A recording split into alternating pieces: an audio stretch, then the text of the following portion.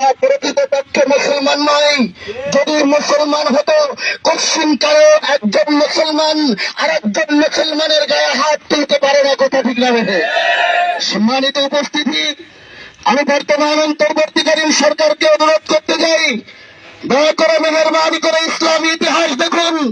যারা এতদিন পর্যন্ত রিভার্সধারী হয়ে মদিনা মুনাওয়ারায় রাসূলের লাশ চুরি করতে গেছিল, আজকে দীর্ঘ 1400 বছর পরে তারা টুপি আর পাগড়ি মাথায় দিয়ে সাহাবানী রূপ ধারণ করে এই তাওহীদি মুসলমানের ঈমান চুরি করার জন্য এসেছে।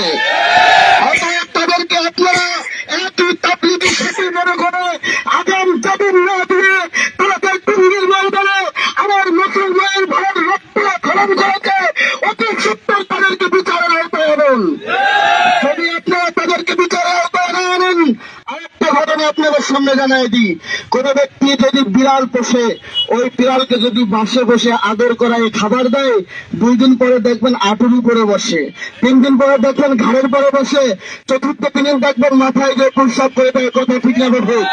সরকি জাহানের হাসানাত আব্দুল্লাহ মনে করেছিল আমরা ওদেরকে ভালোবেসে কাছে নিলে হয়তো বা তারা আমাদের কথা শুনে মুসলমানদের উপরে তারা কোনো আঘাত করবে না। কিন্তু সরকি জাহান আর হাসানাত আব্দুল্লাহর ভালোবাসা পায় তারা মুসলমানদের গায়ের উপরে আঘাত আনতে বাধ্য করেছে। তারা এটাকে সুযোগ মনে করে তারা তাদের আত্মসাৎ করার চেষ্টা করেছে। কথা ঠিক না বেঠে? এজন্য বর্তমান অন্তর্বর্তীকালীন সরকারকে অনুরোধ করতে চাই, আপনার যারা আইনি উপদেষ্টা আছে, যারা আপনার উপদেষ্টা আছে, তাদেরকে সঠিক সিদ্ধান্ত নিতে বাধ্য করুন। যদি সঠিক সিদ্ধান্ত নেই, বিগত সরকারের আমলে যেমন দুর্বলকে অনুমোদন দিয়ে তারা বাংলাদেশের মাটিতে যেমন খেলা করে বাংলাদেশ থেকে বিতাড়িত হয়েছে, আপনার মতো অন্তর্বর্তীকালীন সরকার যদি তাওহীদি জনতার রক্তের বিচার না করে, আপনার মতো অন্তর্বর্তীকালীন সরকারও বাংলাদেশ থেকে পলায়ন করতে বাধ্য হবে। কথা বলে আমাদের সকলকে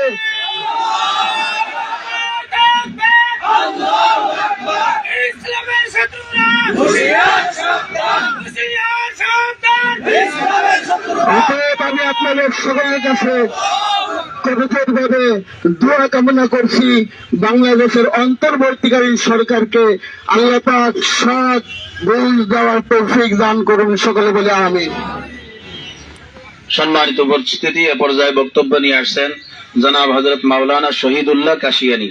জনাব হযরত মাওলানা শহীদুল্লাহ কাশিয়ানী। আসসালামু আলাইকুম ওয়া রাহমাতুল্লাহি ওয়া বারাকাতুহু। জাআল হাক্কু ওয়া যাহাকাল বাতিল ওয়া ক্বালা তাআলা আলা ইন্নাহুম হুমুল মুফসিদুন ওয়ালাকিন লা ইয়াশউরুন। সম্মানিত উপস্থিতি, আপনারা সকলেই অবগত আছেন আজ আমরা এখানে কি জন্য উপস্থিত হয়েছি। আসলে সত্যিকারে আমরা যারা দাওয়াত ও তাবলীগের কাজ করি, আমরা নিজেরা বা আমরা যাদেরকে আহ্বান করি, রাজপথ আমাদের জায়গা নয়, রাজপথ আমাদের মেহনতের স্থান নয়। আমরা মেহনত করে থাকি মানুষের ময়দানে, মানুষকে মেহনত করে করে মানুষের পিছনে দাঁড়িয়ে দাঁড়িয়ে বারে বারে ঘুরে আমরা তাদেরকে মসজিদে ঢুকাই, এরপরে তাদেরকে ঈমানি তালিম দেই, নামাজের সহি শুদ্ধতা শিক্ষা দেই। এইটা হলো আমাদের কাজ। আজ অত্যন্ত বিরাট কষ্টের সাথে বলতেছি, আজ আমাদেরকে কেন সেই গুরুত্বপূর্ণ কাজ থেকে রাজপথে আনতে বাধ্য করা হলো, এটাই আমার অন্তর্বর্তীকালীন সরকারের কাছে বড় প্রশ্ন। আজ আপনি আমাদের সামনে বিশাল এক ইজতেমা, আলমী ইজতেমা, বিশ্ব ইজতেমা, সারা বিশ্বের মুসলমান যেখানে এক হবে, এই সম্ভবত ইজতেমাকে সুন্দর আঞ্জাম দেওয়ার জন্য এই মুহূর্তে প্রচুর মেহনত করার প্রয়োজন ছিল। সেই মেহনতকে উপেক্ষা করে আজ আমাদেরকে আপনি আজ রাজপথে আনতে বাধ্য করছেন। এজন্য আমরা এই মজমার পক্ষ থেকে আপনার কাছে আমরা দুঃখ এবং ক্ষোভ প্রকাশ করছি। আজ যদি আপনি আমাদেরকে আজ মেহনত করার সুযোগ দিতেন, এই মুহূর্তে আমরা এখানে জমায়েত না হয়ে হাজারো মানুষের কাছে গিয়ে আমরা তাদেরকে মসজিদমুখী করতে পারতাম, হাজারো সন্ত্রাসকে তার সন্ত্রাসী কার্যকলাপ থেকে সহি পথে আনতে চেষ্টা করতে পারতাম। এটা ছিল আমাদের কাজ। কিন্তু আজ আমরা অত্যন্ত কষ্টের সাথে লক্ষ্য করছি, আজ আপনি আমাদের কোন কথা লক্ষ্য করছেন না। বিগত 17 তারিখে 17 ডিসেম্বরে আমাদের সাথীদেরকে হত্যা করা হলো, তাদের গায়ে থেকে রক্ত ঝরানো হলো এখনো পর্যন্ত আর একটা উপযুক্ত বিচার আমরা পাই নাই। যদিও আমরা মামলা করে থাকি, যদিও আমরা আন্দোলন করে থাকি, যদিও সারা বিশ্বের মিডিয়ায় তাকে প্রচার করে থাকে, তারপর আপনার কর্ণকুহরে এখনো কেন প্রবেশ করবো না এই সমস্ত খুনিদেরকে উপযুক্ত বিচার করার? কাজেই আপনার কাছে আমি অত্যন্ত আদবের সাথে বিনয়ের সাথে বলতে চাই, অনতি বিলম্বে এই সমস্ত খুনিদেরকে বাংলার জমিন থেকে তাড়াতাড়ি গ্রেফতার করে তাদেরকে বিচারের আওতায় আনতে হবে। যদি তাদেরকে বিচারের আওতায় না আনেন, সারা বিশ্বের মুসলমান যদি বাংলাদেশে এসে এই সমস্ত খুনিদেরকে বাইরে পায় আর বাংলাদেশের ভাবমূর্তি যদি নষ্ট হয়, তার জন্য সম্পূর্ণ দায়ী আপনি অন্তর্বর্তীকালীন সরকার। কাজে অন্তর্বর্তী সরকারের কাছে আমাদের এটাই আবেদন যে আপনি অনতি বিলম্বে এই সমস্ত খুনিদেরকে অনতি বিলম্বে অ্যারেস্ট করেন, তাদের বিচারের আওতায় আনেন, এদেশের সর্বোচ্চ শাস্তি যা আছে সেই শাস্তি তাদের উপর প্রয়োগ করেন। যদি করতে বিলম্ব করেন তাহলে গত 19 সালে তারা রক্তপাত ঘটাইছিল, 18 সালে রক্তপাত ঘটাইছিল, 24 সালে তারা এদেশের ঘুমন্ত মানুষদেরকে হত্যা করছে। এখন যদি তাদেরকে সুযোগ করে দেন, সামনে বিশ্ব ইজতেমা হবে, সারা বিশ্বের ধর্মপ্রাণ মুসলমান এখানে জমায়েত হবে, আর এই খুনি যদি বাইরে থাকে তাহলে বহির্বিশ্বের মুসলমানদের জীবনের একটা হুমকি আমার কাছে রয়ে যায়, আমরা শঙ্কিত থাকি। কারণ এই সমস্ত খুনিদেরকে অনতি বিলম্বে বিচারের আওতায় এনে তাদেরকে বিচারের সম্মুখীন করেন, সুন্দর একটা ইজতেমা করার জন্য সুযোগ করে দেন। এটাই আপনার কাছে আহ্বান, এটাই আমাদের দাবি। আমি আমার দাবি এখানে পেশ করে সংক্ষিপ্তমান বক্তব্য এখানে শেষ করছি। আসসালামু আলাইকুম ওয়া রাহমাতুল্লাহি ওয়া বারাকাতুহু।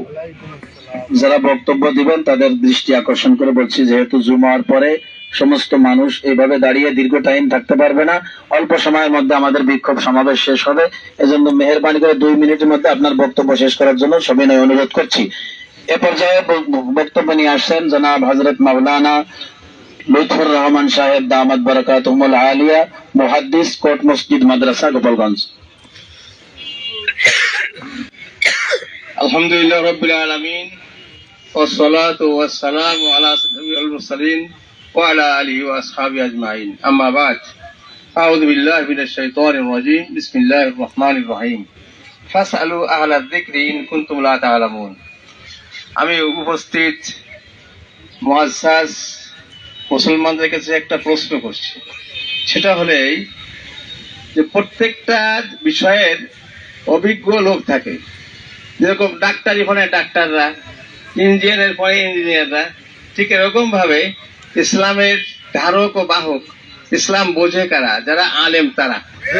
আলেম ছাড়া কিন্তু ইসলামকে বুঝবে না। যে কোরআন হাদিসের ধারক এবং বাহক তারা। আল্লাহ রাব্বুল আলামিন দ্বীন সম্পর্কে জানার জন্য আলেমদের কাছে জিজ্ঞাসা করার জন্য আল্লাহ তাআলা বলেছেন, ফাসআলু আহলা যিকর ইন কুনতুম লা তা'লামুন। তোমরা যে বিষয় জানবে না এবং বুঝবে না, দ্বীন সম্পর্কে না জানলে প্রশ্ন করো কাদের কাছে? যারা আলেম তাদের কাছে। আজকে যে সমস্ত মানুষ আজকে বিভ্রান্ত হয়েছে, আওয়াম তা অধিকাংশ আলেম তাদের মধ্যে নাই। আমি কিন্তু আজকে তাদের সঙ্গে চিল্লা দিয়েছি, তারা তাদের মধ্যে বেশ কয়েকজন চলে গেছে ওইদিকে, আমার সঙ্গে সাক্ষাৎ হয় নাই।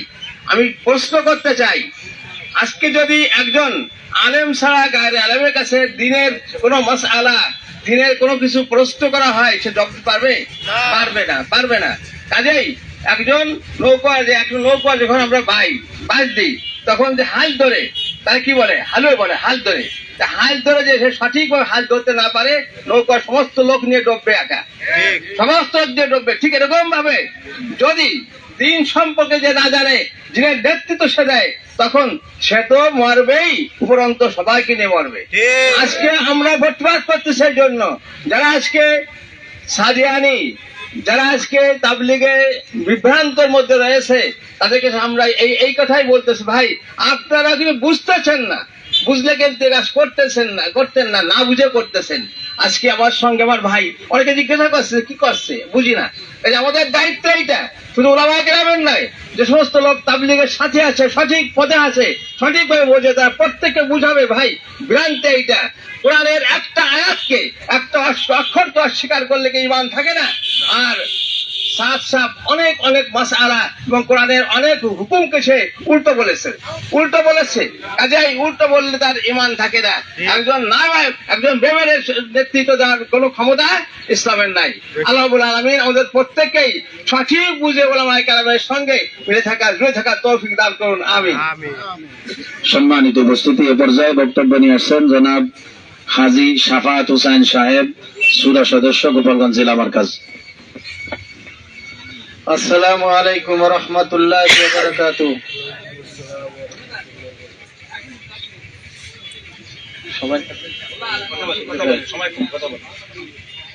আমরা এখানে অনেক ধরনের কথা শুনছি, সব কথা এসে গেছে, কি বলেন, ঠিক কি ঠিক না? আমি দুই একটা কথা বলতে চাই। যে কোনো কাজ করার জন্য উপযুক্ত লোক লাগে, কি বলেন, ঠিক কি ঠিক না? যদি অনুপযুক্ত লোক দিয়ে কোনো কাজ করানো হয়, সে কাজও ধ্বংস হয়, দেশও ধ্বংস হয়। আজ তারা যেভাবে টঙ্গী ময়দানে ঘুমন্ত মানুষদের তাহাজ্জুদের নামাজে আছে, মাদ্রাসা থেকে ছাত্রদের ধরে উলামা ইকরামকে ধরে তারা যেভাবে মারপিট করছে, হত্যা করছে, এই খুনিদেরকে এই বর্তমান সরকার আবার নিজ নিজ মসজিদে কাজ করার অনুমতি দিয়েছেন। আমি বলতে চাই সরকারকে যে এই যে তাদেরকে কাজ করার অনুমতি দেওয়া হয়েছে, তারা দিন সম্বন্ধে কি জানে, কি বোঝে? আল্লাহর দিনকে ধ্বংস করার জন্য তাদেরকে এই পারমিশন দেওয়া হয়েছে। আল্লাহর দিন উলামা ইকরাম চালাবে, সাধারণ মানুষ কি বোঝে দিবে? এই জন্য আমরা বলতে চাই, এখান থেকে আমরা ঘোষণা দিতে চাই যে যারা দিন বোঝে না, জানে না, যারা উশৃঙ্খল, যারা খুনি, যারা হত্যাকারী, যারা মার্ডার কেসের আসামি, তাদেরকে কোনো মসজিদে ঢুকতে দেওয়া হবে না।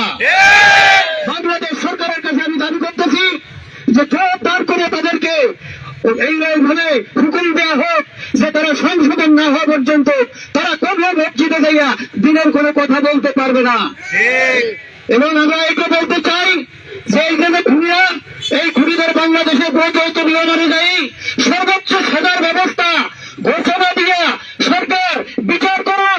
আমরা এই দেশে এই উলামা ইকরাম তাবলীগের সাথে দিনের পক্ষে, দিনের কারণে আল্লাহ তাদের খুশির জন্য তারা এরকম ক্ষমতায় থাকতে পারবে না। তাদেরকে নামানো হবে।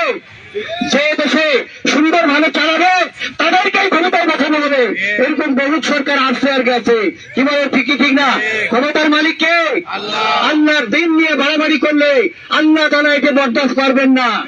এক পর্যায়ে একেবারে আল্লাহ তারা মাটিতে মিশাই দেবেন। এই জন্য অনুরোধ করি যে খুনি তার বিচার হওয়ার দরকার, তার সাজা হওয়ার দরকার। অন্যায় দেশে খুন খারাপি আরো বাড়বে। হযরত উলামা ইকরামদের মর্যাদা রক্ষা করিয়া, উলামা ইকরামের সোহবতে থেকে যে মসজিদে, যে এলাকায় দিন চলবে, আমরা ওই দিনের সাথে আছি, কি বলে, ঠিকই ঠিক না? আমাদের সাথীদেরকে বলে দেওয়া হলো যদি উলামা ইকরামের বাইরে অন্য কেউ আসিয়া মসজিদের মেম্বারে বসে ঘা করে নামাই দিয়ে বলবেন তুই দিন সম্বন্ধে কি বলিস, দিনের কথা বলতে আসিস, ফোন করে আসে আবার দিনের কথা কি? তবে আমরা সবর করছি, আমরা কেউ আইন হাতে নেব না। ওই সমস্ত লোক যদি তারা নমনীয় হইয়া, তারা যদি তওবা করিয়া ফিরে আসে, তাদেরকে আমরা জায়গা দেওয়ার জন্য তৈরি আছি, তাদেরকে আমরা আমার সাথী বানানোর জন্য তৈরি আছি। এই আহ্বান জানাইয়া এখানে আমার বক্তব্য শেষ করছি। আল্লাহ হাফেজ। সম্মানিত উপস্থিতি, তারা যা করেছে এটা আমাদের কাছে স্পষ্ট কিনা? তারা যা করছে আমরা তা করব না, শুধু জবাব দেব। তারা যা করছে আমরা তা করব না, শুধু জবাব দেব। তাতে কি এই দেশে থাকতে পারবে? কিন্তু আমরা নমনীয়তা দেখাচ্ছি, আইনকে শ্রদ্ধা করি। হ্যাঁ, কিন্তু আইনকে শ্রদ্ধা করতে করতে যদি আমাদের দেওয়ালে পিঠ একবার ঠেকে যায়, তাহলে কোনো আইন কিন্তু আমাদেরকে রক্ষা করতে পারবে না। এজন্য মেহেরবানি করে এখনো ভদ্রতার সঙ্গে আমরা বলতেছি, আমাদের ভদ্রতাকে মূল্যায়ন করতে শেখেন, না হলে আপনারা ভদ্রতাই করে বাঁচতে পারবেন না ইনশাআল্লাহ। সম্মানিত উপস্থিতি, এ পর্যায়ে গুরুত্বপূর্ণ বক্তব্য পেশ করছেন জনাব হযরত মাওলানা সুলতান আহমদ মিসবাহ, ইসলামপাড়া মসজিদের ইমাম ও খতিব। নাহমাদুহু ওয়া নুসাল্লি আলা রাসূলিহিল কারীম, আম্মা বা'দ। সম্মানিত উপস্থিতি, আমরা দীর্ঘ সময় ধরে একটা বিষয় সকলেই কম বেশি জানি, সেটা হলো আল্লাহ পাক রব্বুল আলামিনের একটা মকবুল জামাত। সেই জামাতের মধ্যে আল্লাহ তাআলার পরীক্ষা আসবে না, এটা হতে পারে না। আমাদের উস্তাদরা বলতেন তাবলীগ জামাতও এরকম একটা মকবুল জামাত যেটা সারা বিশ্বে গ্রহণযোগ্য হয়েছে, অথচ এটার মধ্যে পরীক্ষা আল্লাহ তাআলা করবেন না, এটা হতে পারে না। সেই পরীক্ষাটা আল্লাহ পাক রব্বুল আলামিন অল্প কয়েক বছরের মধ্যে দেখিয়ে দিয়েছে। যে সমস্ত ব্যক্তিরা তাবলীগকে ঢাল হিসেবে ব্যবহার করত, নিজেদের পরিচয়কে বড় করার জন্য তাবলীগ জামাতকে ব্যবহার করত, স্বার্থান্বেষী যে সমস্ত ব্যক্তিরা ছিল, তাদেরকে আল্লাহ তাআলা পরীক্ষার মাধ্যমে আমাদের এই মকবুল জামাত থেকে আল্লাহ তাআলা তাদেরকে বের করে দিয়েছেন। এখন শুধুমাত্র তারাই এই জামাতের মধ্যে আছে যারা আল্লাহ তাআলার কাছে হক হক্কানিয়াত নিয়ে রয়েছে। সুতরাং আমরা বলতে চাই, আমাদের সাথে এই সমস্ত কার্যক্রম যে সমস্ত ব্যক্তিরা করছে, আমরা চাই অচিরেই এই ভণ্ডদেরকে বাংলাদেশের আইন অনুযায়ী যথোপযুক্ত বিচার করতেই হবে। এটা কোনো অনুরোধ নয়। অনেক ভাইরা অনুরোধ করছেন সরকারকে, আমি অনুরোধ করছি না, অনুরোধের সময় অনেক আগেই অতিবাহিত হয়ে গিয়েছে। এখন আমরা নির্দেশ প্রদান করছি, হয় তোমরা আমাদের ভাইদের হত্যার বিচার করো, না হলে আমরা তাওহীদি জনতাকে নিয়ে এমন আন্দোলন করতে বাধ্য হব যে তোমরা দেশ থেকে পলায়ন করতে বাধ্য হবে ইনশাআল্লাহ। বক্তব্য নিয়ে আসছেন জনাব হযরত মাওলানা আব্দুর রহমান সাহেব, ইমাম, জেলা মার্কাজ মসজিদ। আব্দুর রহমান ভাই,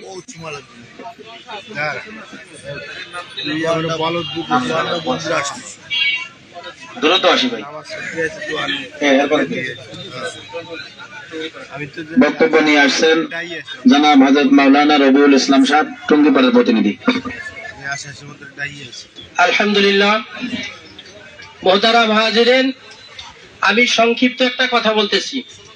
এখানে প্রশাসনের অনেক লোক আছেন, প্রশাসনের লোকদের উপলক্ষে এবং সাধারণ লোকজন সবার উপলক্ষে বলতেছি। সাধারণ লোকজন একটা প্রশ্ন করেন যে তারাও তো দিনের কাজ করে, তারাও তো তোমাদের মতো মানুষকে দিনের দিকে ডাকে, কিন্তু তাদের ডাকার অবস্থাটা হলো এরকম। 2018 সালে লালবাগ শাহী মসজিদ মাদ্রাসার ভিতরে ডিসি সাহেবের সাথে একটা সম্মেলন হয়েছিল। ওইখানে আমি ডিসি সাহেবকে প্রশ্ন করছিলাম, ডিসি সাহেব চেতে গেছিল। এখানে প্রশাসন যারা আছেন, আমি বলছি কথাটা আগে বুঝেন।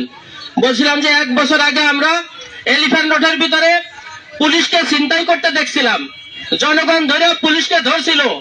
পরবর্তীতে আসল পুলিশ যখন আসে, তখন দেখা গেছিল এই ছিনতাইকারী পুলিশ না, তারা হলো ছিনতাইকারী পুলিশের ঘাস ধরছে। তো যারা সাতপন্থী আছে তারা আলেম না, তারা ইসলামের কাজ করে না, তারা আলেমের রূপ ধরছে, ইসলামের রূপ ধরছে। আপনারা যদি না বুঝেন, ভবিষ্যতে আপনাদের জন্য অবস্থা খুব খারাপ হবে। উপদেষ্টাদেরকে বলছি, আপনারা যারা তাদের গোলামি করতেছেন, টাকা খেয়ে তাদের সাথে আঘাত করার চেষ্টা করতেছেন, আপনারা বলার জায়গা পাবেন না। তৌহিদি জনতা আপনাদেরকেও ছাড়বে না, প্রশাসনের উপর পর্যায়ে ছেড়ে দেয়, আপনাদের রেহাই দেওয়া হবে না। এই জন্য আমি সংক্ষিপ্তভাবে বলছি, আপনারা সঠিক বোঝার চেষ্টা করেন, ওলামায়ে কেরাম যেভাবে বলেন সেইভাবে ফয়সালা করার চেষ্টা করেন। তৌহিদি জনতাকে আটকা রাখতে পারবেন না। সম্মানিত উপস্থিতি, বক্তব্য নিয়ে আসছেন জনাব হযরত মাওলানা জহিরুল ইসলাম সাহেব, সোনাকুর পাকা মসজিদ, ইমাম ও খতিব, সোনাকুর পাকা মসজিদ। আসসালামু আলাইকুম ওয়া রাহমাতুল্লাহি ওয়া বারাকাতুহু। নাহমাদুহু ওয়া নুসাল্লি আলা রাসূলিহিল কারীম, আম্মা বাদ। আমাদের দেশে প্রায় 5 লক্ষ আজানের সাথে সকাল হয়। পুরা দুনিয়ার মধ্যে সবচেয়ে বড় হাদিসের দর্শ হয় বাংলাদেশে। মদিনার ইউনিভার্সিটির চেয়েও বড়, আল আজহার ইউনিভার্সিটির চেয়েও বড়, এমনকি দারুল দেওবন্দের চেয়েও বড়। আমাদের হাটাজারি মাদ্রাসায় পুরা দুনিয়ার মধ্যে সবচেয়ে বড় হাদিসের দর্শ হয়। বাংলাদেশে প্রায় 40 থেকে 42 হাজার কওমি মাদ্রাসায় 40-50 লক্ষ ছাত্রদের কোরআন তেলাওয়াতে বাংলাদেশে সকাল হয়। উলামায়ে কেরামের, আল্লাহওয়ালাদের, তাবলীগের সাথীদের চোখের পানিতে পানিতে বাংলাদেশে সকাল হয়। এই দেশের রাজধানীকে পুরা দুনিয়ার মধ্যে মসজিদের শহর হিসেবে চেনে। মসজিদের শহর বাংলাদেশ, মসজিদের শহর ঢাকার শহর। তো এই দেশে উলামায়ে কেরামের দেশে মোসাদের দালালি করে আর রয়ের দালালি করে আর ইন্ডিয়ার দালালি করে কেউ ইসলামের নামে ধোঁকাবাজি করতে পারবে না। সাধারণ জনগণকে উলামা ইকরামের তত্ত্বাবধানে বলে এই দেশের মুসলমানরা চলে। এখানে কেউ ইসলামের নামে ধোঁকাবাজি উলামা ইকরামের তত্ত্বাবধানে করতে পারবে না। এখানে উলামা ইকরামের দেশ, এটা মুসলমানদের দেশ। এখানে মসজিদে এসে ওই ইহুদি নাসারাদের দালালরা ইসলামের নামে ধোঁকাবাজি শিখাইতে পারবে না, এই সুযোগ কোনোদিন দিবে না। তাদেরকে যারা আশ্রয় দিবে, খুদার কসম করবো আমি, তাদেরকে আল্লাহ তাআলাও আশ্রয় দিবে না। উলামা ইকরামের নেতৃত্বে এই দেশের তৌহিদি জনগণ তাদেরকে আশ্রয় দিবে না। যাই যত বড় প্রতাপশালী হোক, যাই যত বড় ক্ষমতাশালী হোক, অন্তর্বর্তী সরকারও যদি উলামা ইকরামের এই দরদকে না বোঝে, এই ব্যথাকে না বোঝে, আল্লাহর কসম তাদের উপরও গজব পড়বে। এই জন্য আমাদের দাবি না, এটা পুরো দুনিয়ার মুসলমানদের দাবি, এটা কোরআন হাদিসের দাবি যে এখনো তাদেরকে আপনারা ক্ষান্ত পারেন। আর এই সাতপন্থী গ্রহপন্থী সন্ত্রাসী বাহিনী এই ইত্যাদি ভাইদেরকে বলি এখনো তওবার দরজা খোলা আছে। মুফতি মহিবুল হক সাহেবের কাছে এসে আমরা তওবা করে নেই, এখনো ইসলামের ছায়াতলে চলে আসি। আর যারা আছি আমরা সবাই সোচ্চার থাকি, তাদের কোনো কার্যক্রম আমাদের কোনো মসজিদে আমরা চলতে দিব না। উলামা ইকরামের নেতৃত্বে চলতেছে কাজ, কিয়ামত পর্যন্ত সমস্ত দিনের সব কাজ উলামা ইকরামের তত্ত্বাবধানে চলবে। আল্লাহ তৌফিক দান করে। সম্মানিত উপস্থিতি, আল্লাহ পাকের গজব আর আল্লাহর রহমত এই দুটোর একটা নীতি আছে। নীতি ছাড়া আল্লাহ রহমত নাজিল করে না, নীতি ছাড়া গজব আল্লাহ নাজিল করে না, করে নাকি? সুতরাং আমাদের যাদের দায়িত্ব আছে, দায়িত্ব পালন না করে ঘরে বসে থাকলে রহমত আসবে না। এজন্য দায়িত্ব পালন করার জন্য রাজি আছেন ইনশাআল্লাহ? এই দায়িত্ব সবচেয়ে বড় দায়িত্ব হবে, যে কোনো মূল্যে সাদিয়ানীদেরকে কোনো মসজিদে ঢুকতে দেওয়া যাবে না। আপনি আল্লাহর রহমতকে আশা করতে পারেন, না হলে গজবের আশা করেন।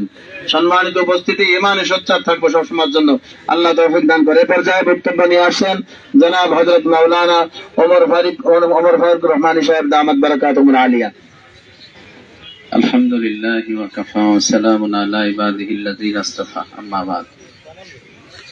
দাওয়াত ও তাবলীগ আল্লাহ পাকের কাছে এক মকবুল মেহনত, যে মেহনত সারা বিশ্বের ভিতরে ইসলামের আলো, ইমানের আলো এমন ভাবে ছড়াইতেছে যে এই জামাত যদি কোনো এলাকা দিয়েও যায় তো সেখানে অমুসলিমরা পর্যন্ত মুসলমান হয়ে যায়। তো এটা দেখে শয়তান এবং তার দোসর যারা আছে এদের আর সহ্য হয়নি, যে কারণে এই মকবুল মেহনতের ভিতরে ভেজাল ঢুকায় দিছে। ভেজাল গুলো কারা, এটা আর এখন মানুষের বুঝতে বাকি নেই। যারা দ্বীনের কাজ করবে, তাবলীগের যতগুলো মূলনীতি আছে তার ভিতরে একটা আছে ইকরামুল মুসলিমিন, মুসলমানের সম্মান করা, নিজে না খেয়ে অন্যকে খাওয়ানো, নিজে কষ্টের ভিতরে থেকে অন্যকে সুখ দেওয়ার চেষ্টা করা। কিন্তু যারা এর বিপরীতে সন্ত্রাসী কর্মকাণ্ড চালায় তারা কি তাবলীগওয়ালা হইতে পারে? আর যারা তাবলীগওয়ালা তারা কি কোনোদিন সন্ত্রাসী কর্মকাণ্ড করতে পারে? আপনারা লক্ষ্য করেছেন যে তাদের উল্লেখযোগ্য কোনো লোকজন নেই এই গোপালগঞ্জে। আপনি দেখেন বাতি চালান দিয়ে খুঁজলে বেশির থেকে বেশি 100 লোক পাবেন, বেশির থেকে বেশি, যাদেরকে খাওয়াইয়া ভরাইয়া টাকা দিয়ে পয়সা দিয়া কোন এক জায়গা মসজিদের মতো করে পিকনিকের মতো আয়োজন করে ডেক্সির বাড়ি দিয়ে লোকজন জমা করছে। তাদের কয়েকজন লোক আছে, আর বাকি হাজার হাজার লোক তো তাবলীগের আসল সাথী। কিন্তু লক্ষ্য করেন ওই 2-1 বিচ্ছিন্ন সন্ত্রাসী, এরা আমাদের এই বড় পক্ষরে হামলা করে, আমরা কিচ্ছু বলি না। অথচ যদি আপনি খেয়াল করেন, যদি ওরা ওই কয়েকজন ছাড়া আর যত উলামায়ে কেরাম আর তাবলীগী সাথী আছে হাত দিয়ে ফিটানো লাগে না, এরা যদি একটু পিশাব করে দেয় ওই কোনায় দিয়ে ভাইসে ওই দিক দিয়ে ওরা চলে যাবে। কিন্তু তারপরও তো আমরা ওদেরকে কিছুই বলি না। তবে একটা জিনিস মনে রাখতে হবে, প্রশাসনের যারা রয়েছেন তাদেরকে বলি, ধৈর্যের একটা সীমা আছে, একটা বাঁধ আছে। আমরা আর কতদিন ধৈর্য ধরবো? তারা 2-4 জন লোক, অথচ আমাদের এত বড় বাহিনীর উপরে হামলা করে, আমরা সেটা সহ্য করি। এই সহ্যের দিন মনে হয় আর বেশি দিন নাই।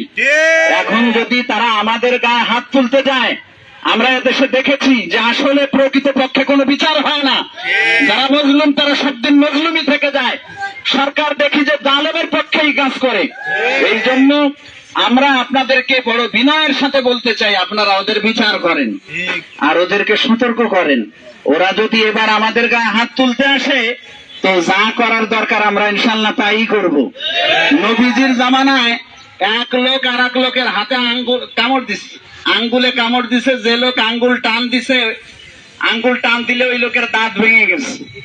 যে লোকের দাঁত ভাঙছে ওই লোক নবীজির কাছে বিচার নিয়ে গেছে যে ও আমার দাঁত ভেঙে দিছে, কেন বিচার করেন।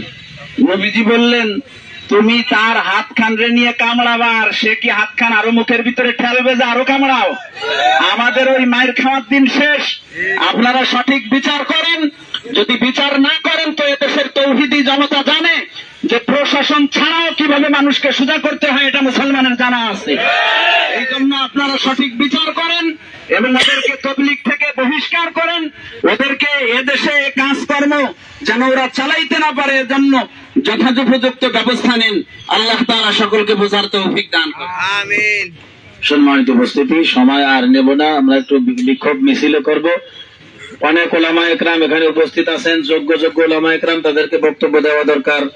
এই মডেল মসজিদের সম্মানিত ইমাম সাহেব আছেন, শামসুল হক আমরার জনতা রোড মসজিদের ইমাম সাহেব আছেন, আরো অনেকে আছেন, তাদেরকেও বক্তব্য দেওয়া দরকার। কিন্তু সময় কম হয়ে যাওয়ার কারণে আমরা একটু বিক্ষোভ মিছিল করব শান্তিপূর্ণভাবে। এ কারণে সকলকে বক্তব্য না দিয়ে আমরা শেষ প্রান্তে যাচ্ছি। এখন মূল্যবান বক্তব্য রাখবেন জনাব আলহাজ হাফেজ মাওলানা মুফতি মহিবুল হক সাহেব দামাত বারাকাতুহুল আলিয়া। হযরতের বক্তব্যের পরেই বিক্ষোভ মিছিল শুরু হবে ইনশাআল্লাহ।